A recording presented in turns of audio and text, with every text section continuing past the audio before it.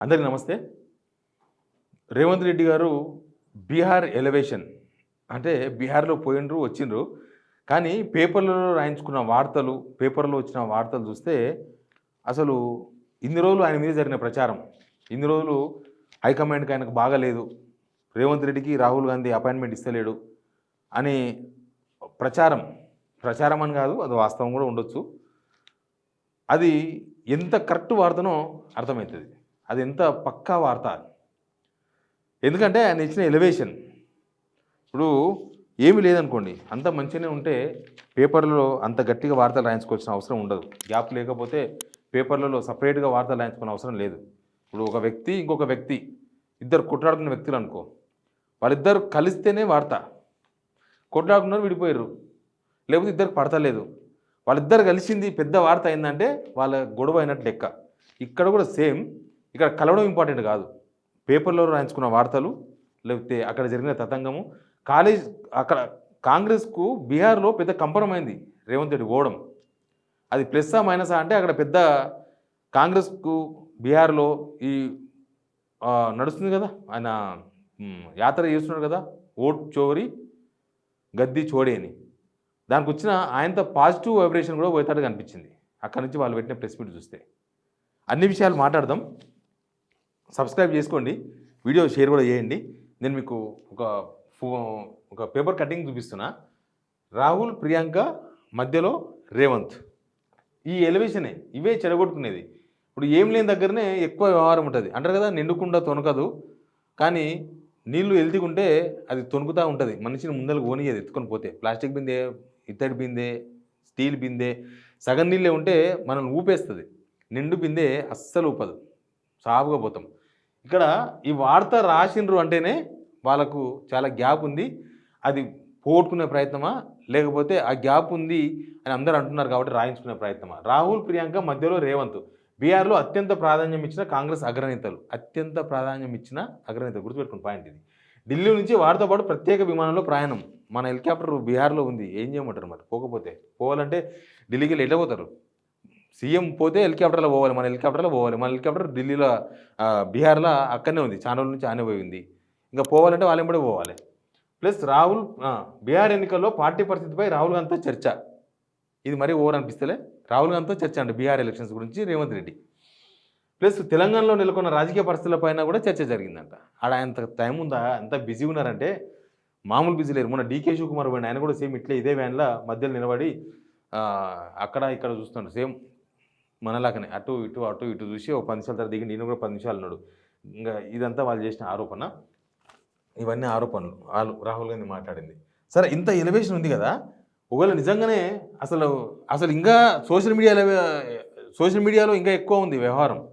వీళ్ళ social media ఏం రాసింది తెలుసా? అది కనుక రాహుల్ గాంధీకి తెలిస్తే రేవంత్ రెడ్డి మళ్ళీ దగ్గరకు రానియరు.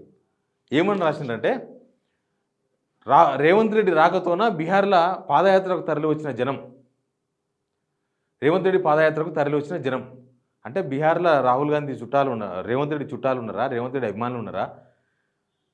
ఆడ వచ్చిన జనం అంతా కాంగ్రెస్ కార్యకర్తలు. అది రాహుల్ గాంధీ కోసం వచ్చిన కార్యకర్తలు, రేవంత్ రెడ్డి కోసం వచ్చిన వాళ్ళు కాదు. రాహుల్ గాంధీ యాత్ర, అది రాహుల్ గాంధీ కోసం వచ్చిన వాళ్ళు.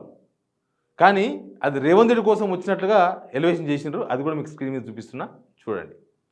ఇక ఏంది ఈ ఎలివేషన్ చూస్తేనే వీళ్ళ మధ్య వ్యవహారం చాలా ముదిరింది.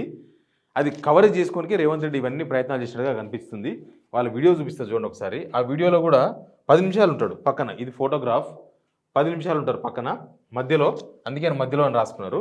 ఆ వీడియో చూపిస్తే ఆ 10 నిమిషాల వీడియో, అది 10 నిమిషాలు ఉంటారు మొత్తం, 10 నిమిషాలు వీడియో, 10 నిమిషాలు ఉంటారు వీళ్ళు. కనిపించకుండా పోయిందా? సరే, 10 నిమిషాలు ఉంటారు. మరి అంత ఇంపార్టెన్స్ ఇస్తే రేవంత్ రెడ్డి స్పీచ్కి ఉండాలిగా అన్నో దగ్గర. తెలంగాణ పథకాలు, తెలంగాణలో వీళ్ళు ఇచ్చినవి ఇవ్వనివి, తెలంగాణ ప్రభుత్వ డబ్బుల ఖర్చుతోన బీహార్లో ఎప్పటి నుంచో యాడ్లు ఇచ్చుకుంటూ వస్తున్నారు. అక్కడ బీహార్ పార్టీ ఇస్తలేదు, రేవంత్ రెడ్డి ఇంటికెళ్ళి ఇస్తలేడు. మన ప్రభుత్వం, మన డబ్బులు, మన ట్యాక్స్ డబ్బులు బీహార్లో పత్రికలకు యాడ్లు ఇస్తున్నారు, లక్షల యాడ్స్. దైనిక్ భాస్కర్ ఒక పేపర్ ఉంటుంది, ఆ పేపర్ కంటే డైలీ 50 లక్షలు అంట పేపర్ యాడ్. దానికి వారంలో 4 రోజులు యాడ్లు ఇస్తున్నారు. అంటే వారానికి 2-3 కోట్లు ఒక్క పేపర్ ఖర్చు పెడుతున్నారు. అట్లాంటి ఒక 10 పేపర్లకు ఇచ్చుకుంటున్నారు, ఇంగ్లీష్ పేపర్లు, అక్కడ లోకల్ పేపర్లు అన్నిటికీ. ఆ డబ్బులని మనయే. మరి అంత ఎలివేషన్ రాపించుకున్నారు. కానీ రేవంత్ రెడ్డి స్పీచ్ ఏం లేదు అక్కడ, నో స్పీచ్. 10 నిమిషాలు వేదిక మీద ఉన్నారు, తర్వాత దిగిపోయారు. దానికి కూడా ఒక పెద్ద కారణం ఉంది. ఎందుకు అంటే వాళ్ళకు ఇప్పుడు ఎలక్షను డబ్బులు చాలా అవసరం ఉంది. హర్యానా ఎలక్షన్స్ అప్పుడు ఇట్లా దూరం పెడితేనే, లీడర్లను దూరం పెడితేనే పొంగులేటి శ్రీనివాసరెడ్డి ఇంట్లో ఈడీ రైడ్స్ జరిపించి మరీ డబ్బులు పట్టించారు. హర్యానాకు పోవాల్సిన డబ్బులు ఈడీ ఎత్తుకపోయింది. అది అసలు ఎఫ్ఐఆర్ కూడా కాలేదు. ఆ డబ్బులు ఎక్కడ పోయినావో, ఏ పార్టీ ఖర్చు పెట్టుకుందో, ఎవరు పంచుకున్నారో కూడా తెలియదు. పొంగులేటి శ్రీనివాసరెడ్డి ఇంట్లో డబ్బులు ఈడీకి ఎట్లా తెలిసింది? ఢిల్లీకి వెళ్ళి ఈడీ వాళ్ళు ఎట్లా వచ్చినారు, హైదరాబాద్ ఈడీ కూడా చెప్పకుండా ఓ 2 రోజులు మొత్తం పెద్ద పెద్ద మిషన్లు తీసుకొచ్చి ఎట్లా లెక్క పెట్టుకున్నారు అంటే ఇక్కడున్న ఒక ముఖ్య నేత కంప్లైంట్ చేసిండు అనేది సర్వత్రా చర్చ, అందరికీ అర్థమైపోయింది. అది అట్లా జరగకూడదనే ఇంత ఇంపార్టెన్స్ ఇస్తున్నారేమో అనేది. ఇంత పైసలు కావాలి కదా. ఇప్పుడు మొత్తం వాళ్ళకు 3 రాష్ట్రాల్లో గవర్నమెంట్ ఉంది. కానీ ఆ 3 రాష్ట్రాల్లో మొత్తం 2 దివాలా తీసినాయి. కర్ణాటక, తర్వాత హిమాచల్ ప్రదేశ్, తెలంగాణ ఒకటే దివాలా తీసింది, గవర్నమెంట్ దివాలా తీసింది. కానీ ఇక్కడ ఉన్న ఇండస్ట్రియలిస్ట్ దగ్గర, అక్కడ ఇక్కడ బిజినెస్ మ్యాన్ల దగ్గర డబ్బులు వసూలు చేసి డబ్బులు కావాలన్నమాట వాళ్ళకు. ఆ డబ్బుల కోసం ఇదంతా కూడా చేస్తున్నారు. ఇక్కడ నుంచి మొత్తం పోషిస్తున్నదే, అసలు కాంగ్రెస్ని పోషిస్తున్నదే తెలంగాణ. ఒక విధంగా చెప్పాలంటే ఎక్కడ డబ్బులు ఎక్కడి కథ, ఇక్కడే డబ్బులు మొత్తం కూడా. అసలు ఇంత ఎలివేషన్ ఇచ్చుకున్నారు కదా. అక్కడ ఎక్కడనో బీఆర్ఎస్ జరుగుతున్న మధ్యలో నిలబడితే దాని ఒక పెద్ద పేపర్లో రాపించుకున్నారు కదా. ఒకసారి రేవంత్ రెడ్డి గారిని మన జనాలకు రమ్మనండి. మన జనాలకు వస్తే ఈజీగా అర్థమవుతుంది. ఏమర్థమవుతుంది? ఇప్పుడు ఎవరిని కదిలించినా, ఎవరి దగ్గర పోత ఉత్తగా మనకేం సంబంధం లేదు. ఉత్తగా ఒక మైకు పెట్టారు, అది ఏ ఛానల్లో సంబంధం లేదు, ఏం అవసరం లేదు. ఉత్తగా ఒక మైకు పెట్టండి, జనాలు పొట్టు తిరుగుతున్నారు. అసలు ఈ విషయం రేవంత్ రెడ్డికి అర్థమవుతుందో లేదో కూడా తెలియదు, ఇంత వ్యతిరేకత ఉందా అని. ఒకప్పుడు కేసీఆర్ మీద కూడా ఇట్లా ఎలక్షన్స్ ముందల మాట్లాడారు జనం, కానీ ఇంత తీవ్రంగా కూడా మాట్లాడలే. కనీసం ఏదో కొన్ని మంచి పనులు చేసిండే అని చెప్పేవాళ్ళు కూడా కొంతమంది ఉంటున్నారు. ఇప్పుడు అట్లేం లేదు. ఇప్పుడు మొత్తం వన్ సైడ్ అసలు ఏం చేసిండు, ఏం కథ, అసలు ఆ శాపనార్థాలు అవన్నీ అంటే ఇక అసలు మామూలు కాదు. అసలు రేవంత్ రెడ్డి మీద తెలంగాణ ప్రజలకు రెస్పెక్ట్ కూడా పోయింది. రెస్పెక్ట్ కూడా లేదు. మన ముఖ్యమంత్రి అని ఆ రెస్పెక్ట్ కూడా లేదు. మైకులు పెడితే అసలు బూతులు తిరుగుతున్నారు, అవి ఏలేక వస్తున్నారు టీవీ ఛానళ్ళు. అందుకే వాళ్ళ ఛానల్స్ ఏవి కూడా పోతలేవు. ఎవరిని కదిలించినా 4 తిట్లు తప్ప రేవంత్ రెడ్డికి స్పెషల్గా వస్తున్నది కానీ, రేవంత్ రెడ్డికి ఇస్తున్నది కానీ ఏం లేదు. అసలు ఇదంతా చూస్తుంటే, ఈ అబద్ధతా భావము, ఇవన్నీ వ్యవహారాలు చూస్తుంటే అసలు ఏంది నా పరిస్థితి ఫ్యూచర్. కొందరైతే వేరే మాట్లాడుతున్నారు. ఆల్రెడీ పక్కన ఉన్నాడు, వెనుక ఉన్నాడు, లేకపోతే ముందర నడిచిండు. ఇవన్నీ కొన్ని రోజులు షోపుటప్ నడుస్తుంది, ఎలక్షన్స్ మందం నడుస్తాయి, పైసలు అవసరం, ఇవన్నీ చాలా ఉంటాయి కదా. కాబట్టి అంతేగాని జరగాల్సింది జరిగిపోతుందని చెప్తుంటారు. అసలు రేవంత్ రెడ్డి పరిస్థితి ఏంది?